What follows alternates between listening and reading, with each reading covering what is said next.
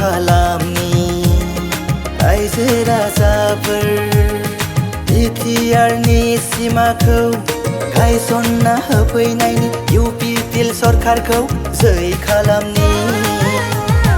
फै फै फै फै गहपुर हालामनि रायजो राजाफोर बिटिआरनि सिमाखौ गायसनना होफैनायनि UPPL सरकारखौ जै खालामनि। प्रमद बर' सरकारखौ फिन आरोबाव लाबोफिननि। गोजोन आरो खौसेखौ गायसनग्रा UPPL सरकार जै जाबाय जै जाबाय जै जाबाय।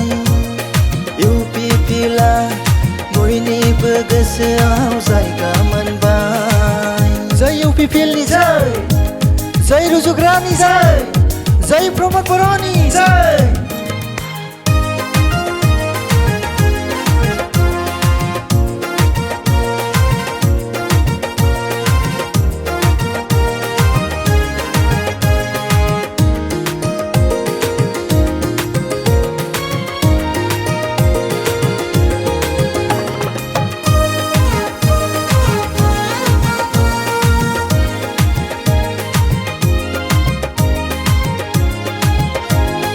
जोंबो साफा साफा बिटिआरनि थागिबि गिबि खेबाव जोंबो भट होगोन।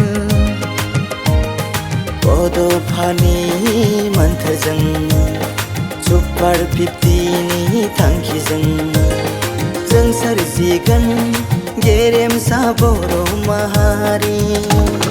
दोनस्रि बियाबनि UPPL दोलोनि बिजाथि रुजुग्रा मोसाहारिखौ देरहासार होनि।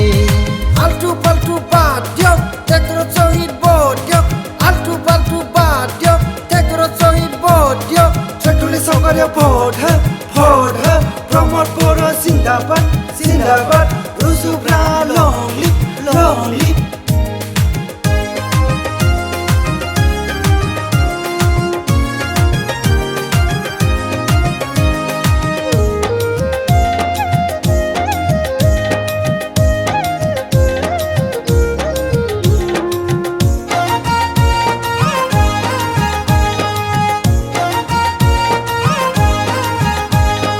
प्रमद बर' दैदेननाय UPPL सरकारा 4 बोसोर खावसेयावनो जौगालु हाबाखौ मावनो हादों।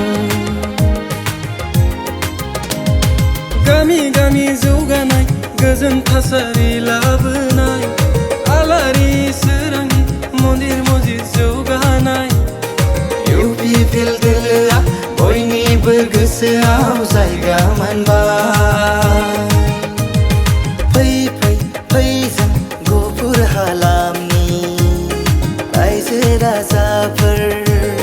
फै फै फै फै गहपुर हालामनि रायजो राजाफोर बिटिआरनि सिमाखौ गायसनना होफैनायनि UPPL सरकारखौ जै खालामनि।